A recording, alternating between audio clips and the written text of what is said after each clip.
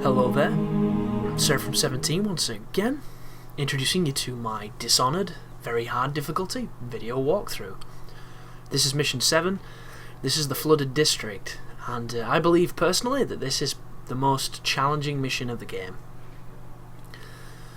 So I thought this was going to be absolute hell to get the ghost and the shadow stuff on, and it turned out I just Stalloned a rat. Turns out it's not too bad if you play it well and you're lucky. It's a very long mission, and it's a mission that can be really challenging your first time through. So before people ask or before people ponder, I'm not going to be getting my original equipment back. The main reason is I don't have any equipment. I've spent the entire game blinking and choking people, so I don't use any of it, and thus I don't need to get it. And the trip to get to it is probably more challenging and more risky than the entire trip through this level. So this bit here with these two guys I personally think this is the worst part of the game. Getting past these two dudes can be complete and utter luck at times, and that's how I do it. And you'll notice that guy kind of saw me, but I was quick enough to get around this corner for it to not register. All that you have to do is get up and then get towards this door and get your back to the wall as quick as possible in the least amount of time, and you'll be okay. But that just then was 5 seconds of gameplay. That took about 15 minutes of trying to do that tiny bit. That part can be a nightmare, an absolute nightmare, and it's just because those two dudes cover each other almost all the time. You have to be really, really cocky to get past them, because if you try and do it, subtly, you just end up getting spotted. It's really frustrating, but get over to here, climb up on the chain, and then we can move towards the dude that we have to assassinate technically, but I'm just going to steal some of his coins. And there's so many things on this level that suck. There's these plants that spit shit at you. They're directly from Poison Ivy's repertoire, and they're annoying as hell. They do a lot of damage. I don't know if you can kill them. I didn't try, I just run past them, but they're just completely unnecessary. Like this section here, if you don't know you have to come up and grab this key, you'll go all the way to the door, which is not a simple task because there's a lot of assassin on these roofs, and when you get there you have to come all the way back. So luckily enough I knew this was going to happen and I went directly for the key. But what happens is when you go for the key, it changes the position of the guys, or so it seems. So now you can't go the original way through this area that I normally do. So it's really awkward, but watch the patterns, find out where they stand, and then try and replicate what I'm doing, and you shouldn't have too much issue. When you get to this part, just blink, get to the door. As soon as you hit the door, you're safe. And the rest of this now is not too bad. Obviously, your first time through, this is going to be a trial and error nightmare, because this place it's rough. It's really rough. The water itself, when you jump in the water you'd think it'd be a really good opportunity to do some stealthiness, but there's these fish that kill you as quick as the rats do, and it's not even funny. And they're just assholes. They're just unnecessary, and they're assholes, and it makes the water atrocious. And combine that with this game's getting out of water mechanic that can really fuck you at times and turn into this Chuckle Brother rendition of just utter retardedness. It can be really annoying.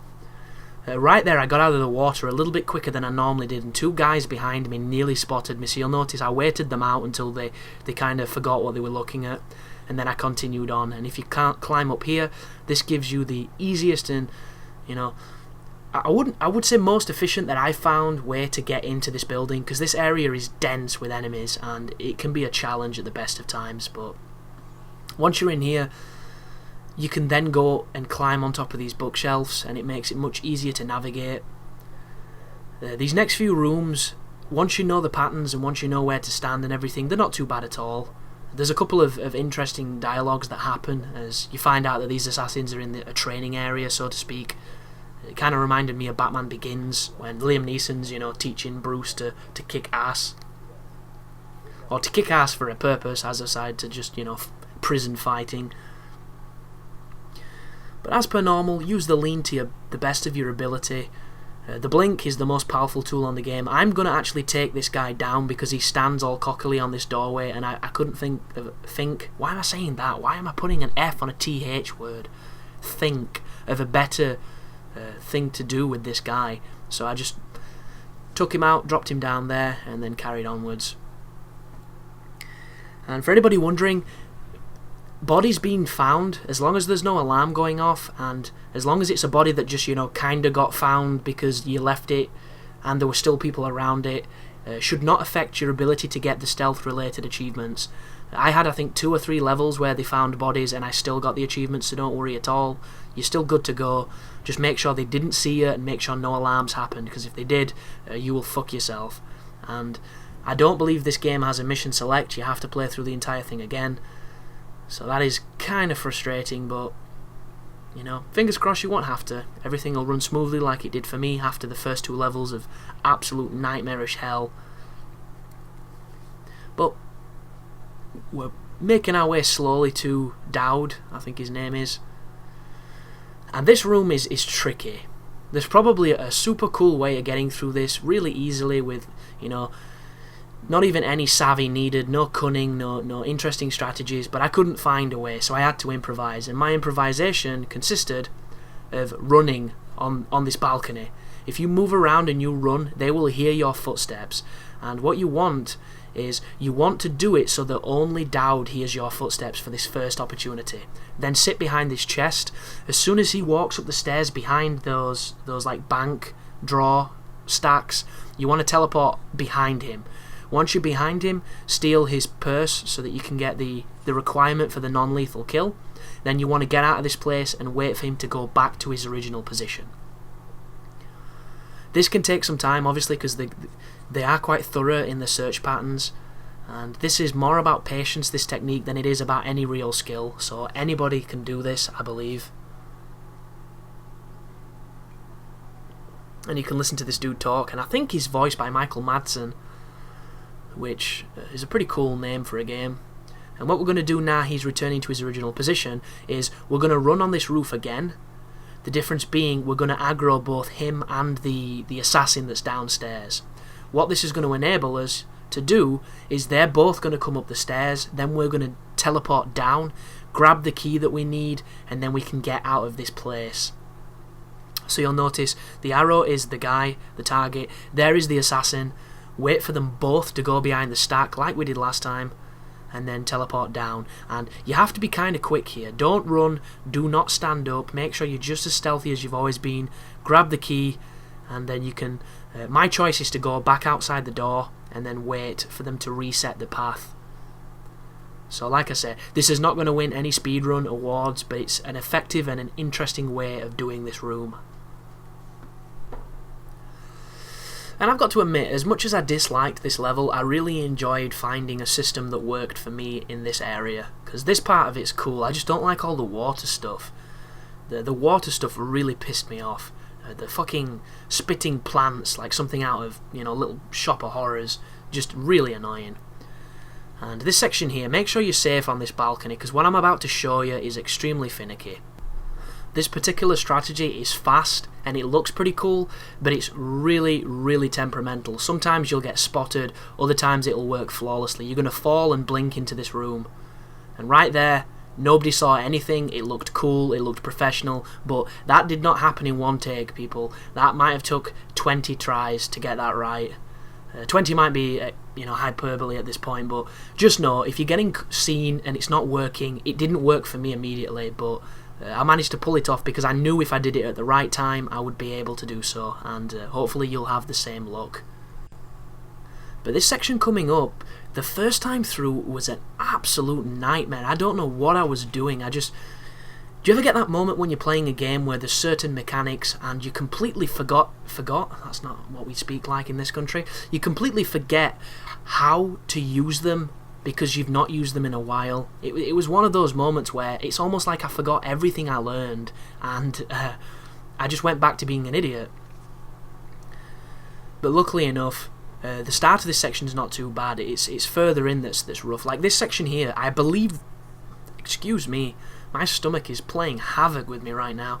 I believe these people are actually neutral, because there's a couple of guys that I stealthed around my first time through this area who you don't necessarily have to, and you're going to notice I'm testing the waters here to see if they are neutral, because this guy, that he would have seen me then if he would have aggroed, and because he didn't, tells me that something's wrong here, and this is me just deliberating whether or not to walk up to these guys to see what they do. And it turns out you are completely safe from these dudes.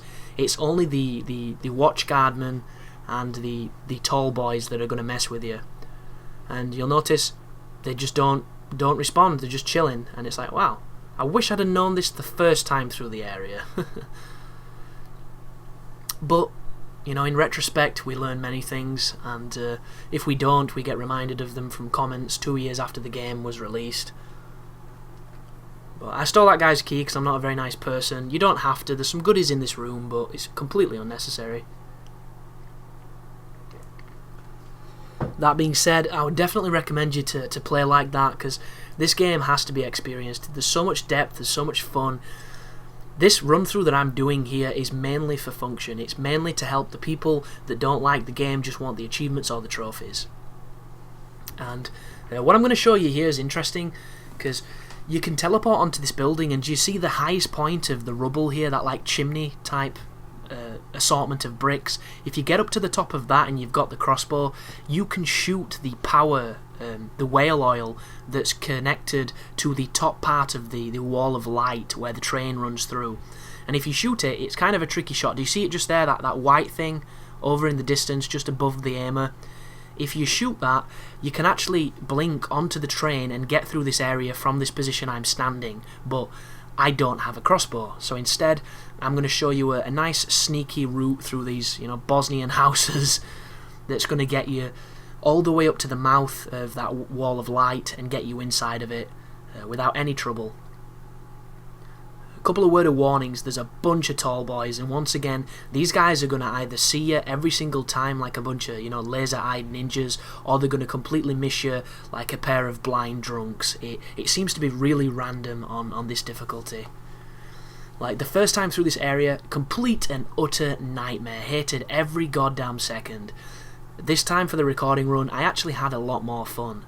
So when I do say that I believe this to be the hardest part of the game, that might just be from my experience, and you guys might find this to be quite manageable, because once again, difficulty, like music and many things in life, is extremely subjective.